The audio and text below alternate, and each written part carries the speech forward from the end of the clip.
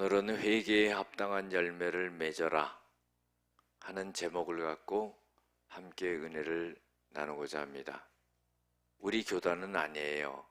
그런데 타 교단인데 부산에 한 500~600명 모이는 교회가 있는데 그 교회에 젊은 목사님이 부임하게 되었습니다. 그런데 이제 각 가정들을 신방하게 되는데 제일 첫 번째로 어느 집에 가서 신방을 하냐면은 그 교회의 수석 장로님 가정에 가서 신방을 하게 됐다는 겁니다.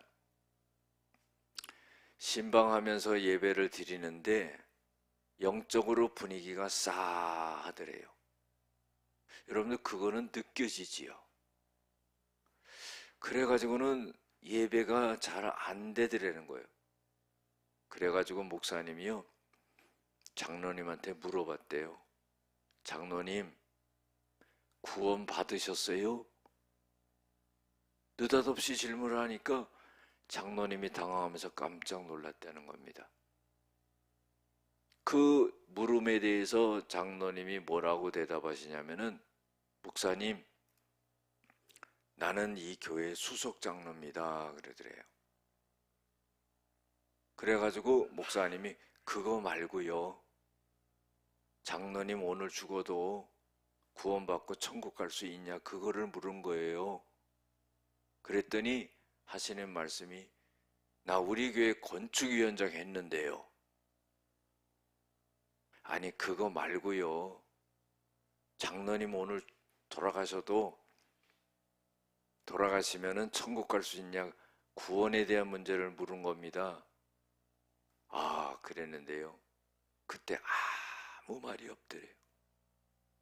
옆에 있던 권사님이요 펑펑 막 눈물을 쏟으면 울더래요. 울면서 뭐라고 그러냐면, 하나님 감사합니다. 자기 남편 장로가 가짜예요. 옆에서 평생 봤는데 하나님을 믿는 게 아니에요. 교회에 열심히 해요. 성가대들 밥 싹 사줘요. 애경사 있으면 빠지지 않고 쫓아다녀요. 인기가 많아요. 겉으로 보기에는요 최고의 믿음을 가진 사람 같아요. 그 수석 장로까지 됐어요. 그런데 자기 영혼의 구원에 대한 것은 확신이 없는 거예요. 오죽했으면 권사님이요 몇십 년 동안의 기도 응답이 이루어져서 하나님 감사합니다 하면서 눈물을 흘렸대요. 남의 얘기라고 생각하지 말고요, 나한테 적용을 해봐야 됩니다. 우리가 완벽한 사람은 없죠. 그러나요, 진실해야 되는 거죠. 내 허물과 내 잘못과 그리고 하나님 앞에 서 있는 내 모습이 죄악된 모습인가, 뭔가 진실되게 서 있어야 된다는 거예요. 제가 가깝게 지냈던 한 목사님이 계신데, 목사님이랑 식사를 하고 차를 마시면서 목사들끼리니까 이런저런 얘기를 하는데, 이제 당신 아버지가 장로님이었대요. 그 장로님이었는데 요양병원에서 이제 돌아가신 거예요. 그런데 무슨 말을 하냐면은, 당신이 어렸을 때, 이 목사님이 어렸을 때 교회의 담임 목사님이 자기 아버지를 그렇게 많이 찾아왔다는 거예요. 자기 가정에. 그러면은 찾아오면은 목사님을 대접한다고 음식을 잘 준비해서 그렇게 대접을 하는데, 못 먹는 시절이기 때문에요, 자기는요 목사님 오시면 좋다는 거예요. 왜? 남으면은 먹으려고. 그래가지고 문으로 이렇게 쳐다보면은요 어느 날은 좀 남기고 간대요. 그럼 그날은 너무 좋다는 거예요. 목사님 얼른 가시면 다 먹어버린대요. 그런데 어느 날은 또 싹 다 드시고 가신대. 여러분들, 저는 신방할 때 좀 남기도록 하겠습니다. 그런데 뭐냐 하면은 어렸을 때는요, 그런 생각을 했다는 거예요. 아, 우리 목사님이 우리 아버지를 갖다가 좋아하고 우리 가정을 사랑해서 늘 그렇게 우리 가정에 오시는 모양이다. 그랬다는 거예요. 그런데요, 당신이 목사가 돼서 평생 목회를 해보니까 깨닫게 됐대요. 아버지가 목사님을 얼마나 불편하게 했는지 그래서 맨날 왔던 거래요. 그 목회를 해보니까 느끼겠다는 거예요. 여러분들, 우리가요, 누구를 바라보고 누구에게 믿음을 드리고 신앙생활하는 거예요. 하나님 앞에 하는 거죠. 그 중심을 잃어버리지 말아야 되는 거예요. 정말로 문제는 뭐냐면요, 죄 지면 죄 진 거예요. 죄 때문에 우리가 하나님 앞에 나온 거 아닙니까? 그래 회개하는 거 아니겠어요? 그런데요, 죄 짓고 잘못했는데도 죄 안 진 것처럼 생각하고 회개도 안 하는 거예요. 오늘 성경 말씀의 본문의 배경적인 내용이 있죠. 헤롯 왕이 예수님을 죽이려고 하니까 예수님의 아버지 요셉이 애굽으로 피신했다가 헤롯 왕이 죽으니까 다시 이스라엘 땅으로 돌아오게 되는 거예요. 그래서 나사렛에서 살았죠. 거기서 자라신 거예요, 예수님이. 그래서 예수님을 나사렛 예수라 그렇게 부르는 거죠. 여러분들, 예수님이 어렸지요. 그러나 세월이 많이 지나서 한 30년의 세월이 지나가지고 이제 예수님이랑 세례 요한이 한 30세쯤 됐을 때, 이제 그때 세례 요한이 예수님의 길을 예비하면서 마태복음 3장 2절에 이런 말을 해요. 회개하라, 천국이 가까웠다. 유대 광야에서요, 낙타 털옷을 입고 메뚜기와 석청을 먹으면서 외치는 거예요. 회개하라, 천국이 가까웠다. 그런데 마태복음 4장 17절에 보면은요, 예수님도 똑같은 말씀을 하세요. 뭐냐면 회개하라, 천국이 가까웠다. 가만히 한번 생각해 보세요. 쉽게 이해를 하더라도요, 천국 가려면 회개해야 된다는 거예요. 우리가 영적으로 일어나는 일들에 대해서 잘 모르고 무지하고 무감각할 수가 있어요. 그런데요, 영적인 것도 분명하게 알아야 됩니다. 그것은 뭐냐면요, 우리가 예수님을 믿을 때요, 해야 되는 일이 뭐냐면 회개해야 되는 일이에요. 죄 문제를 해결해야 되는 거예요. 회개해야 되는 거예요.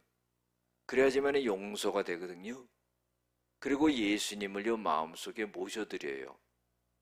그러면은요, 이제 모든 죄가 회개할 때 용서함 받고 의롭게 되고 예수님을 모셔드림으로 인해 가지고 내가 하나님의 자녀로서 영적으로 거듭나게 되는 그런 기적이 일어나요.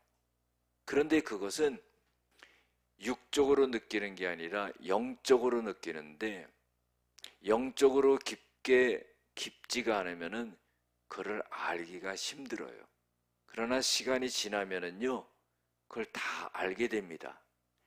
그러니까 이것이 순간적으로 일어나는 일이죠. 참 놀라운 일입니다. 내 죄를 회개할 때 죄가 용서함 받고 의롭게 되고 내가 예수님을 영접함으로 내가 하나님의 양자가 되고 하나님의 자녀가 되는 그런 역사가 일어나요. 그래서 천국을 소유하는 그런 일이 순간적으로 일어나는 그런 일이라는 거예요. 세례 요한이요, 예수님의 길을 닦아놓은 사람이에요. 예수님이 오셔가지고 회개하라, 천국이 가까웠다 그러면 저게 무슨 말이야? 그러는데 세례 요한이 벌써 회개하고 천국이 가깝다는 얘기를 하면서 많은 사람에게 세례를 베풀었거든요. 그러니까 예수님의 길을 예비했던 사람이에요. 그런데 많은 사람들이 이 세례 요한에게 몰려와서 세례를 받는 거예요. 그런데요, 누가 오냐 하면은 바리새인과 사두개인이라는 사람들이 또 와서 세례를 받으려고 오는 거예요. 그러면 세례를 주면 될 거 아닙니까? 그런데 세례 요한이 바리새인과 사두개인들에게 이렇게 말하는 거예요. 독사의 자식들아. 조금 리얼하게 말하면 독사의 새끼들아. 이렇게 말하는 거예요. 여러분들, 개 XX도 굉장한 아주 욕이죠. 근데 개 XX보다도 독사의 자식들아, 이거는 더 큰 욕이에요. 여러분들, 예수님도요, 매서워요. 욕도 화끈하게 하신 분입니다. 그래, 세례 받으러 오는 사람한테 독사의 새끼들아 그러는 거예요. 누가 너희를 가르쳐 임박한 진노를 피하라 하더냐? 너희가 회개에 합당한 열매를 맺어라 그러는 거예요. 여러분들, 이 바리새인과 서기관들이라는 사람들은 어떤 사람들이었어요? 지도자지요. 율법을 강조하고요. 모세 오경만 고집하고요. 귀족 출신이고 제사장 출신이고요. 백성들보다 높은 위치에 있었고요. 정치적으로 결탁이 돼 있었고요. 자기네 이권을 갖고 살았던 사람들이고요. 그런데 문제는 뭐냐면요, 이 사람들은 형식적이고 외식적이었던 사람이다 하는 거예요. 그것은 뭐냐면요, 거칠애적인 사람들이라 이 말이죠. 쉽게 말해서요, 속다르고 겉다른 사람이에요. 속으로는 예수님을 믿지 않으면서 겉으로는 잘 믿는 척 하는 거예요. 하나님을 믿지 않으면서도 잘 믿는 척 사람들에게 보이는 거예요. 그래서요, 이 바리새인들은 자기네들이 행했던 일들을 갖다가 자랑하고 그러죠. 누가복음 18장 9절에서 14절에 보면은요, 바리새인과 세리의 기도가 나오잖아요. 바리새인은 그냥 성전에 서서 손을 들고 하나님 앞에 자기가 한 일을 자랑하잖아요. 하나님, 나는 11조 드렸습니다. 나는 일에 2번씩 금식을 했습니다. 그렇게 자랑을 하는 거예요. 이러면서 자랑을 하는데 세리는요, 감히 얼굴을 들지 못하고 나는 죄인입니다 하고 눈물을 흘리는 거예요. 예수님께서는요, 누굴 의롭게 봤냐면은 바리새인을 의롭게 보지 아니하고 세리를 의롭게 보는 거예요. 세리의 죄가 용서함을 받는 거죠. 바로 천국을 소유할 수 있는 사람이 죄인 세리다 이 말이에요. 바리새인은요, 형식적이다 이 말이죠. 자기가 하는 모든 일은 사람들의 보기에 우러러볼 정도로 하지만은 하나님 앞에서 진실로 그 내면은 그렇지 못하다는 겁니다. 겉다르고 속다른 거죠. 우리가요, 예수님께서 사랑이 많으신 분이고 긍휼과 자비를 베풀어 주시는 분인데 바리새인하고 서기관들, 바리새인과 사두개인들한테 이렇게 악하게 대할 수 있나? 그렇게 생각할 수 있는데요, 이들은 외식적일 뿐만 아니라 거칠애적일 뿐만 아니라 예수님이 하는 모든 일을 갖다가 발목을 잡고 올무를 놔서 걸으려고 했던 그런 사람이라 이 말이에요. 여러분들 가만히만 있어도 도움이 된다는 거 아시지요? 그런데요, 가만히 있질 않아요. 굉장히 설칩니다. 자기가 뭔가를 해야 되는 것처럼 느끼고 많은 사람이 따라줘야 되는 것처럼 느끼고요. 여러분들 이거 아니에요. 기도하면서 하나님이 자연스럽게 인도하시는 그 길을 가야지요. 자기가 하나님도 제껴놓고요, 사람도 무시하고요, 자기 마음대로 하려고 그러면 안 된다는 거예요. 그건 하나님의 일이 아니라 그건 세상에서 하는 일이라 이 말이에요. 그래서 예수님이 모든 사람에게 자비롭게 대했고 용서해주고 사랑했던 이 예수님이 바리새인과 서기관만큼은 독사의 새끼들이라 그러고 임박한 진노를 너희들은 피하려고 왔냐 그러면서 막 뭐라고 그랬다 하는 거예요. 그러면서 하시는 말씀이 너희들이 마음속으로 아브라함이 우리 조상이라고 생각하지 말라. 이건 무슨 말이냐면요, 자기네들이 혈통적으로 아브라함의 자손이면은요 구원을 받는다고 이렇게 생각하는 거예요. 여러분들 혈통적으로 육신적으로요 구원을 받는 게 아닙니다. 예수님께서 분명히 말씀하시죠. 아브라함의 자손이라고 해서 너희들이 구원받는 거 아니다, 이런 말씀을 하시는 거예요. 하나님께서는 능히 이 돌들로도 아브라함의 자손이 될 수 있게 만들 수 있다. 너희 말고 다른 사람을 아브라함의 자손으로 만들어서 구원할 수 있다 하는 거예요. 그게 바로 누구냐면 우리들이라는 거예요. 돌 같은 우리들을 하나님이요 아브라함의 자손과 같이요 육신적으로는 아브라함의 자손이 아니지만은 영적으로는 하나님의 자녀로 만들어 주셔가지고 구원받을 수 있도록 그렇게 만들어 주셨다 하는 거예요. 그래서 이 바리새인과 사두개인들한테 이미 도끼가 나무 뿌리에 놓여 있으니 좋은 열매를 맺지 아니하는 나무마다 찍어 불에 던지우리라 그런 거예요. 이건 뭡니까? 너희들이 좋은 열매를 맺지 않았다.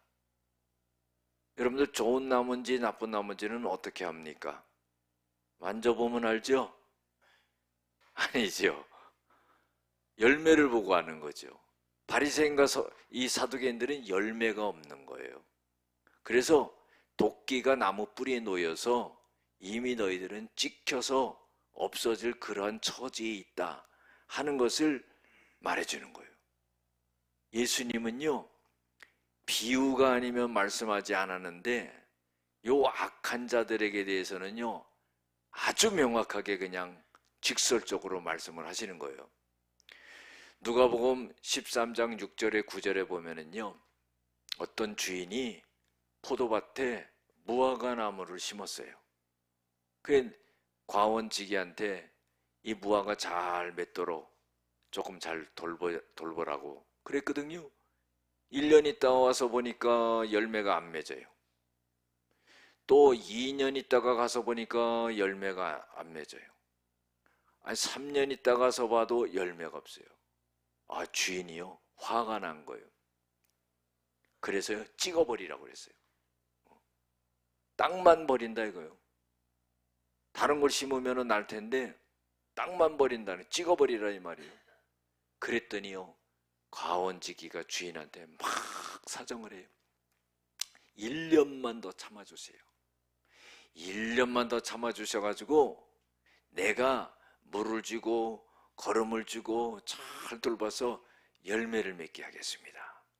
그러나 그때 열매를 맺지 않으면 그때 찍어버려도 됩니다. 그렇게 말했다는 거예요. 여러분들 이 가원지기는요 예수님을 말하는 거죠. 무화과 나무는 누구예요? 다른 사람이 아니라 나라 이 말이에요. 그래서요 열매 없는 이 나무는 찍어버린다 하는 거예요. 여러분들 하나님의 말씀 속에서요, 누구에게 적용하지 말고 나의 말씀으로 들을 수 있는 그런 믿음이 되어야 돼요. 하나님의 말씀은요, 살아있는 말씀이에요. 하나님의 말씀은요, 나에게 주시는 말씀이에요. 그 말씀이요, 아멘이 될 때 역사가 되는 거예요. 하나님의 말씀은 그리스도 예수 안에서 언제나 예가 되나니 그런즉 우리가 아멘하여 하나님께 영광을 돌리느니라. 할렐루야. 나에게 적용해야 된다는 거예요.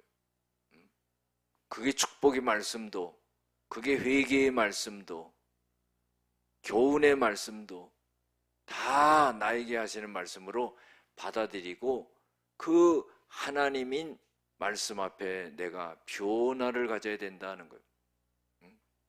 너희들이 열매를 맺지 않으면 찍어버린다는 거예요.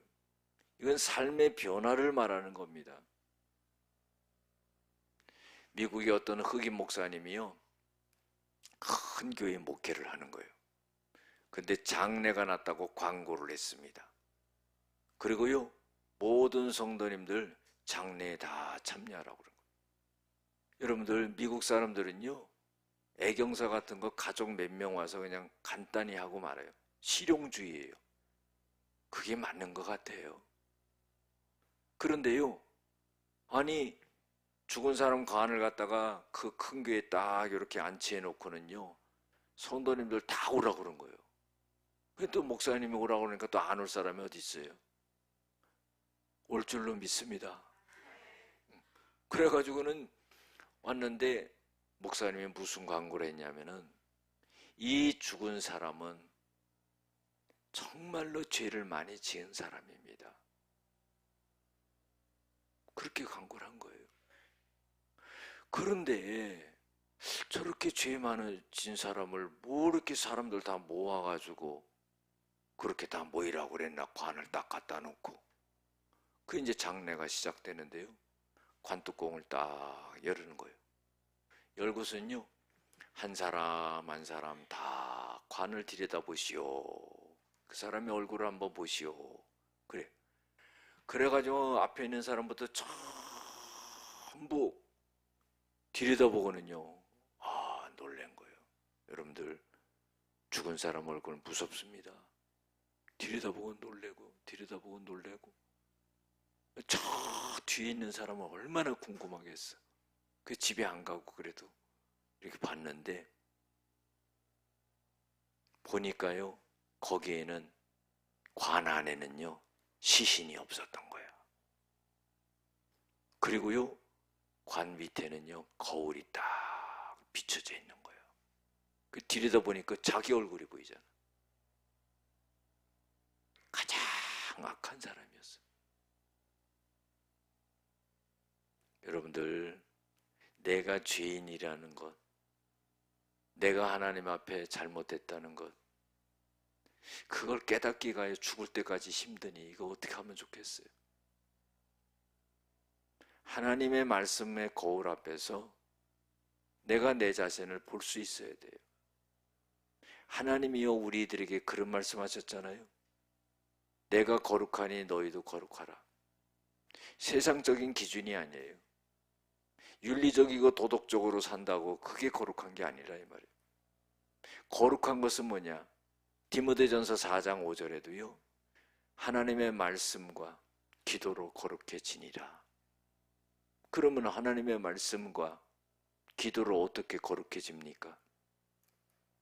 하나님의 말씀을 통해서 기도를 하면서 내가 죄인인 걸 깨닫는 거예요. 그래서 회개할 때 죄 용서함 받고 거룩함이 이루어지게 되는 겁니다. 깊은 말씀이죠. 우리가 신앙생활 한다 그러는데요, 신앙은 따로고 생활은 따로예요. 그게 뭡니까? 따로 국밥이죠. 신앙은 믿는 거예요. 생활은 뭐예요? 삶이에요. 믿는 것이 삶이 돼야 돼요. 그런데요, 아는 건 많아요. 그 천국 가면 놀랜대잖아요. 전부 이게 귀만 왔대. 귀만 또 들어가지고 귀만 구원을 받은 거예요. 여러분들, 우리가 하나님 앞에 이 바리새인과 서기관, 이 사두개인 같은 그런 모습이 없는가 생각을 해봐야 돼요. 하나님의 말씀은 나를 어떻게 인도하고 계시나? 내가 하나님의 일을 할 때 기도하면서 성령의 음성을 듣고 따라가고 있나? 내 마음대로 하는 거 아니겠어요? 그러니까 어떻게 해요? 힘들고 어렵고 문제가 생기고 마귀가 역사하고 이런 거 아니겠어요? 평생을 신앙생활해도 주님의 뜻을 찾지 않아요. 우리는 내 뜻이 이루어지는 게 아니에요. 뜻이 하늘에서 이루어진 것처럼 땅에서도 이루어지니라. 늘 주님의 뜻을 찾아야 되는데 내 고집과 내 아집과 내 뜻과 내 생각과 내 마음대로 삶의 방식이 항상 내 방식대로 가는 거예요. 이것이 바로 우리라 이 말이에요. 한 시간이라도 무릎 꿇고 기도해서 나를 바꿀 수 있는 그런 사람들이 돼야 된다 이 말이에요. 오죽했으면 예수님께서 욕을 하셨겠어요. 여러분들, 예수님은 하나님이에요. 하나님이 욕하신 거예요. 여러분, 하나님이 욕을 받아먹는 사람은 가망이 없지요. 안 그렇겠어요? 바리새인이나 사두개인이나 다른 모든 사람이나요, 다 죄를 집니다. 다 잘못을 합니다. 그런데 문제는 뭐예요? 그걸 가린다는 거예요. 우리는요, 하나님 앞에 진실되게 내 죄를 내어놓고요, 나는 죄인입니다, 이 고백을 해야 돼요. 우리가 기도할 때 저와 여러분이 맨 먼저 무슨 기도를 합니까? 하나님, 내 발등에 불 떨어진 거 꺼주세요. 꺼주세요. 더 타오를 줄로 믿습니다. 더 뜨거운 거예요. 내 죄악을 찾아야 돼. 내가 원망 불평했던 것, 내 맘대로 했던 것, 주님의 뜻을 거스렸던 것, 생각 안 나면은요, 회개의 영을 불러주셔서 생각나게 하시고, 하나님 나를 돌이켜주세요. 내 마음의 변화가 없이 내 삶의 환경이 어떻게 변하고 어떻게 문제가 해결될 수 있겠습니까? 나를 용서해 주세요. 이런 모습 속에서 하나님은 세리와 같은 기도를 받으시고 역사하신다 하는 거죠. 바리새인과 사두개인도 마찬가지예요. 그런 모습을 취한다면요, 예수님은 100번이고 1000번이고 용서해 줄 거예요. 그러나 그거를 가린다 이 말이에요. 예수님에게 올무를 놔서 예수님을 넘어뜨리고 대항하려 한다 이 말이죠. 될 수도 없는 일이고 해서도 안 되는 일이에요.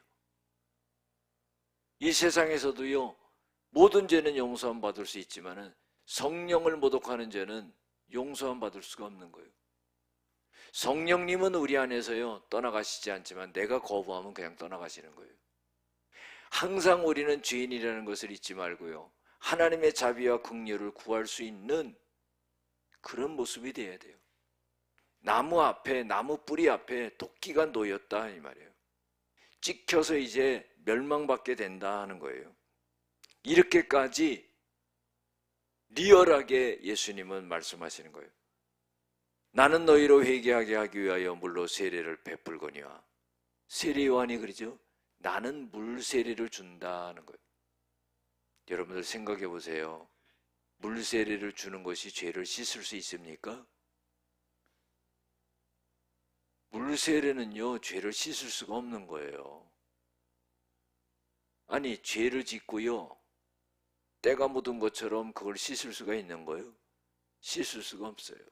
그건 하나의 상징적인 겁니다. 그래서 세례 요한이 그런 말을 하는 거예요. 나는 물로 세례를 너에게 준다. 이것은 물로서는 죄를 씻을 수가 없다 하는 그런 말입니다. 내 뒤에 오시는 분이 계시는데 그분은 성령과 불로 세례를 준다 하는 거예요. 여러분들, 성령 세례를 받아야지 죄가 씻음 받는 거예요. 그렇기 때문에 외적으로는 물 세례를 받지요. 그것도 의미가 있는 겁니다. 그러나 성령 세례가 먼저 된다는 거예요. 내가 내적으로 내가 죄인임을 고백하고 그리고 예수님의 보혈로 내 죄가 씻어지는 것을 먼저 그것을 내적으로 경험을 하는 거예요. 그 경험된 것을 어떻게 해요? 외적으로 표현하는 것이 물세례인 거예요. 의식이지요. 그래서 세례 요한은 나는 물로 세례를 주지만은 이 물로서 너희들의 죄를 씻을 수 없다. 내 뒤에 오시는 예수님이 계신데 그분은 성령으로서 세례를 주는데 그 성령을 통해서 너희들이 정말로 죄인인 것을 깨닫게 하고 회개하고 너희들의 죄를 깨끗하게 씻어줄 것이다 그런 거예요. 근데 또 불로 세례를 준다고 그러죠. 여러분들 불로 세례를 받는 사람은 뭐예요? 불은 또 얼마나 뜨겁습니까? 이거는 심판을 의미한다는 거예요. 회개하라 천국이 가까웠느니라 아무리 말해도요 마음이 강팍해서요 회개하지 않고 받아들이지 않는 자들이에요. 그래서 그들은 불로 세례를 받아서 멸망하게 되는 그런 역사가 일어난다는 거예요. 세례 요한이요 예수님 전에 와서 길을 닦는데 아주 정확하고 아주 명확하게 그렇게 말씀을 하고 있지 않습니까? 예수님께서도 이 바리새인과 사두개인들한테 독사의 새끼들아 그랬지만은 세례 요한도 오늘 본문 말씀에서 똑같이 그렇게 하신 거예요. 세례 요한이요 예수님이 하시는 말씀을 미리 한 겁니다. 땡겨서 한 거예요. 그러니까 세례 요한의 말은요 예수님이 하시고자 했던 말씀을 그대로 하는 거예요. 그래서 그는 성령과 불로 너에게 세례를 베푸실 것이요 손에 키를 들고 자기의 타작마당을 정하게 하사 알곡은 모아 곳간에 들이고 쭉종이는 꺼지지 않는 불에 태우리라. 이것은 무슨 말씀을 하는 겁니까? 여러분들 성령 세례를 받은 자는 알곡으로서 천국에 가는 것이고 성령 세례를 받지 못하고 불 세례를 받는 자는 지옥에 떨어진다 하는 말을 이렇게 표현한 거예요. 마태복음 13장 29절부터 쭉 보면은 무슨 내용이 나오냐면은 어떤 주인이요 밭에 씨를 뿌려서 곡식이 잘 자라고 있었어요. 그런데요 아니 일꾼들이 와가지고 종들이 무슨 말을 하냐면은 주인님 큰일 났습니다. 왜 그러냐 그랬더니 어떤 사람이요 가라지를 뿌리고 갔습니다. 그래가지고 알곡들이 있는데 가라지가 엄청나게 났습니다. 그 가라지를 다 뽑을까요? 그러니까 뽑지 마라 그런 거예요. 그 가라지 뽑다가 알곡까지도 다 뽑히고 상하게 된다. 마지막 주수 때에 이 가라지들은 전부 뽑아가지고 묶어가지고 불에 던지고 알곡은 창고에 들이리라 그런 거예요. 여러분들 우리는요 알곡으로서 하나님께서 천국 창고에 들이는 그런 역사가 일어난다는 거예요. 할렐루야. 그래서요 우리의 믿음이 얼마나 중요하냐 이 말이에요. 정말 거칠애적인 그런 신앙생활을 해서는 안 된다 이 말이죠. 하나님의 말씀에 기초하고 기도하고 성령의 음성을 듣고 정말로 내가 죄인임을 고백하고 할 수 있는 그러한 믿음이 돼야 된다는 거예요. 지금은 성탄절 전에 대림절이잖아요. 대림이라는 것은요 오시는 것을 기다린다. 칼럼에도 제가 썼습니다. 읽어보세요. 그런데요 뭘 기다리냐? 예수님의 초림을 기다리는 거죠. 이미 지나갔지만은 우리 생일 돌아오는 것처럼 예수님의 생애를 기다리고 예수님의 오심을 기다리는 거예요. 그 다음에요, 현재적으로 뭐냐? 영적으로 우리에게 임재해 있는 것을 바라고 기다리는 거예요. 그래서 항상 이 대림절뿐만 아니라 영적으로 현재 우리 주님이 우리에게 임재하셔가지고 함께 하심을 늘 바라고 기다리고 하는 그런 것이 필요하다는 거예요. 마지막으로 뭡니까? 재림이지요. 예수님이 나중에 재림하신다 이 말이에요. 히브리서 9장 27절 28절에도 보면은요, 예수님이 초림으로 오셨지만은 이제 재림으로 또 오신다. 뭐라고 표현되냐면 두 번째 나타나시리라 그랬어요. 이게 뭐냐면 재림이다 이 말이에요. 우리가 성탄절을 기다리면서 대림절을 지키지만은요, 이거는 이미 지나간 거예요. 이제는 뭐가 남았습니까? 이제는 예수님의 재림이 남았다는 거예요. 예수님의 재림 앞에 두 가지 현상이 벌어져요. 한 가지는 뭐냐면은 구원받는 거예요. 우리 예수 믿는 사람들은 다 구원을 받는 거예요. 그래, 예수 믿지 않는 사람들은 뭐예요? 다 심판을 받는 거예요. 지옥불에 떨어지는 역사가 애누리가 없습니다. 이것은 믿는 자와 믿지 않는 자는 아주 명확하게 구분이 되는 거예요. 그래서 오늘 말씀 속에 우리들에게 교훈을 주고 있는 것은 뭐냐면은 우리가 참된 회개를 해야 된다는 것. 늘 회개하지 않고서는요, 살아갈 수 없는 존재예요. 내가 회개하지 않으면 내 영이 기쁘질 않습니다. 늘 회개해야 돼요. 하루에도 몇 번씩 생각나고 떠오르면 회개해야 돼요. 또 생각과 마음에 머물지 않고요, 삶의 변화가 있어야 되고 열매가 맺어야 된다는 거예요. 몇십 년 신앙생활에서도요 똑같아. 말과 행동이 똑같고 시험 드는 것 똑같고요. 이거 어떻게 해야 되냐 이 말이에요. 변화가 돼야 된다는 거예요.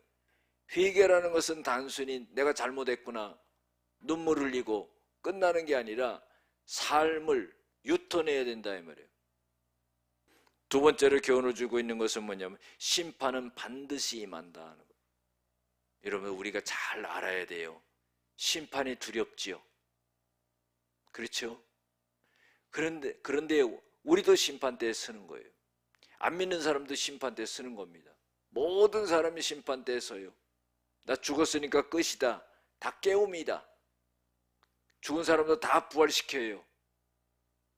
안 믿는 사람은 부활 안 하는 것 같죠? 안 믿는 사람도 다 부활시킵니다.